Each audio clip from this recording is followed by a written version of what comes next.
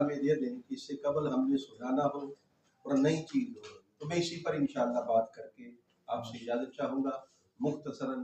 اب ذرا توجہ کریں، جس طرح کے ہمارے بھائی بیان کر رہے تھے کہ اللہ تعالیٰ نے نبیوں کو بھیجا، رسولوں کو بھیجا، یہ سن لیں کہ اللہ تعالیٰ کی سنت ہے کہ اللہ تعالیٰ نے کبھی بھی انسانیت کو اپنی رشد و ہدایت سے محروم نہیں رکھا، اور تاریخ انسانیت کا کوئی زمانہ کبھی بھی اللہ تعالیٰ کے نظام رشد و ہدایت سے محروم اور خالی نہیں رہا۔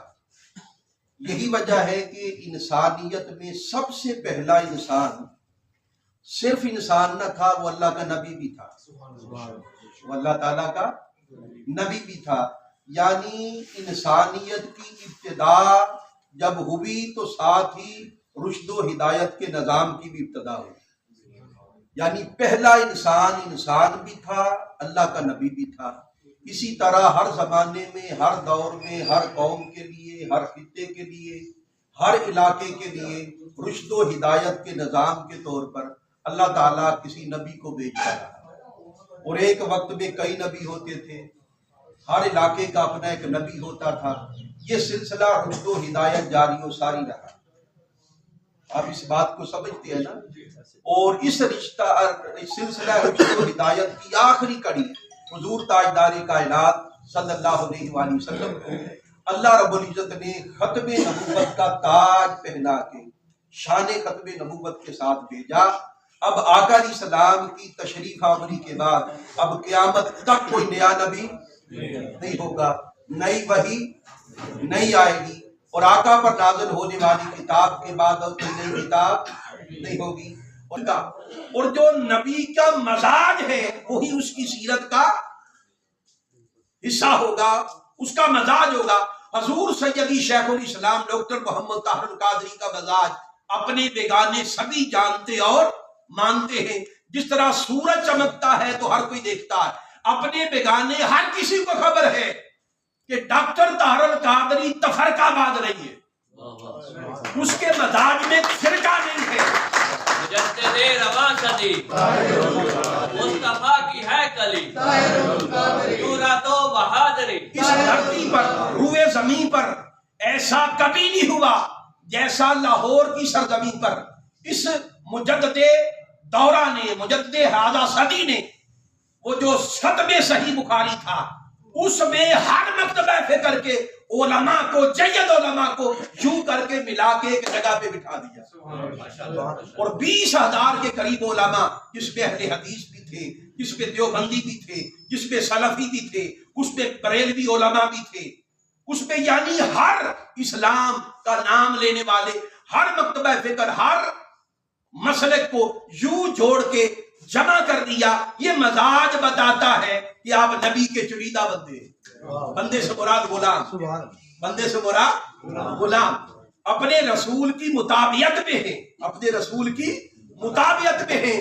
سیدی شیخ الاسلام کو کوئی بھلے گالی دے، بھلے گالی دے، گالی کا جواب گالی سے کیوں نہیں دیتے؟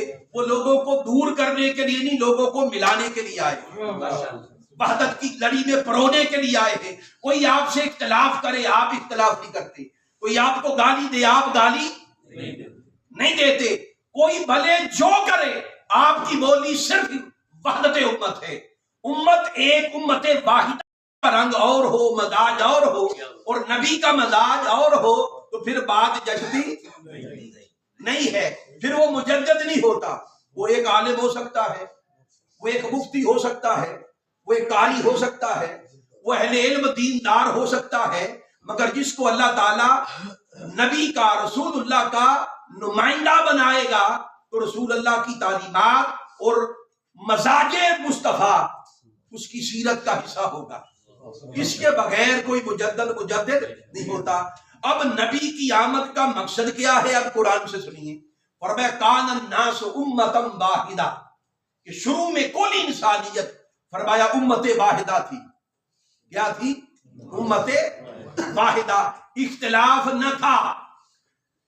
فرمایا اس کے بعد فبا، یہ جو فا ہے فوری ترتب کے لیے، یہ بعد کے لیے آتا ہے، یعنی مطلب یہ اشارہ فا یہ کر رہی ہے کہ بعد میں اختلاف ہو گیا اس امت میں، اور وہ کئی ٹکڑوں میں بٹ گئے.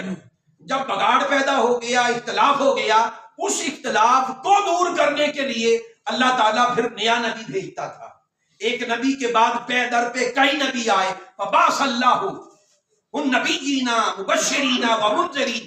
امت کے اختلافات کو، امت ایک ٹولے کو نہیں کہتے، امت ایک وسیع وحدت کا نام ہے، ایک وسیع وحدت کا نام ہے. جب اختلاف ہو جاتا تو اللہ تعالیٰ نئے نبی کو بھیجتا.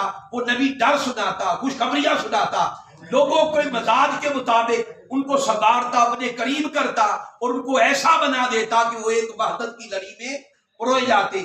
اب ذرا سمجھیے آسانی کے ساتھ کہ ہر نبی کی بعثت کا مقصد تھا وحدت دینا، اختلافات میں پڑی ہوئی امت کو اختلافات سے بچا کر ایک امت کر دینا.